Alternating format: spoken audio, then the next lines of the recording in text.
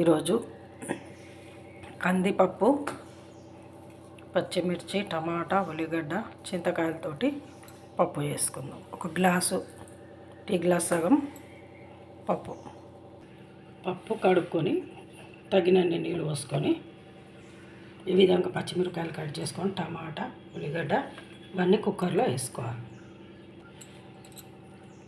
4 వెల్లుల్లి రెబ్బలు,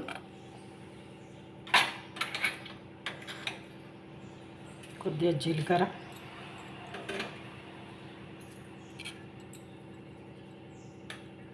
ఒక స్పూన్ పసుపు,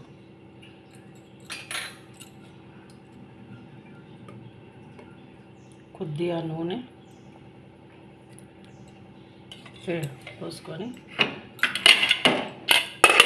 పెట్టుకొని పొయ్యి మీద పెట్టుకోవాలి. చింతకాయలను సపరేట్ గిన్నెలో ఉడికించుకోవాలి.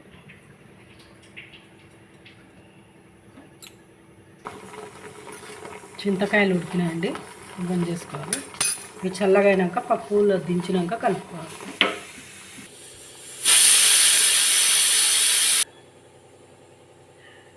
ఐదు విజిల్ రావాలండి. స్టీల్ కుక్కరు, అల్యూమినియం అయితే 3 విజిల్. పప్పు ఉడికిందండి. ఇందులో కొద్దిగా ఉప్పు వేసుకొని పప్పు గుత్తితోటి ఎనుపుకోవాలి. పప్పు ఎనుపుకున్నాము. ఇందులో చింతకాయలు ఉడకబెట్టిన గుజ్జు వంపుకోవాలి.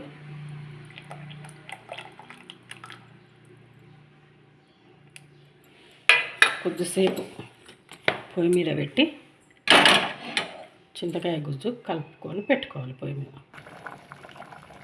పప్పు ఉడికిందండి, ఇంకా చాలు. 5 నిమిషాలు అయింది, పక్కకు పెట్టుకొని ఇప్పుడు పోపు పెట్టుకుంటే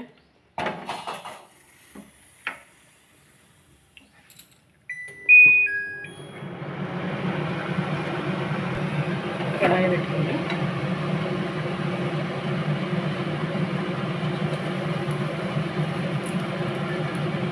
రెండు స్పూన్ల ఆయిల్ వేసుకొని నూనె కాక ఆవాలు,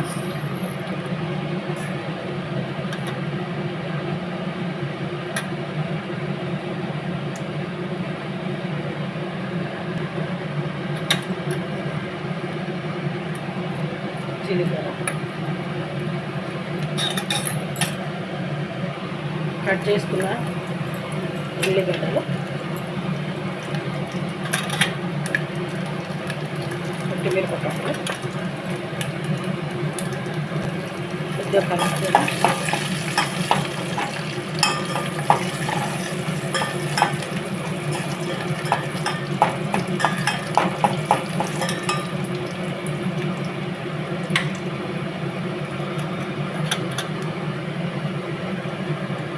ఎల్లిపాయలు ఎర్రగైనాక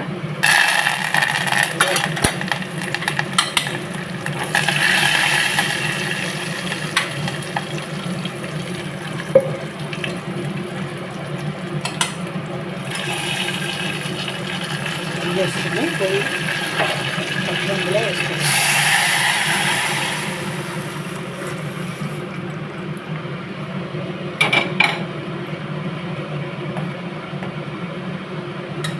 ఎంతో టేస్టీ పచ్చిమిరపకాయల, టమాటా, చింతకాయల పప్పు రెడీ.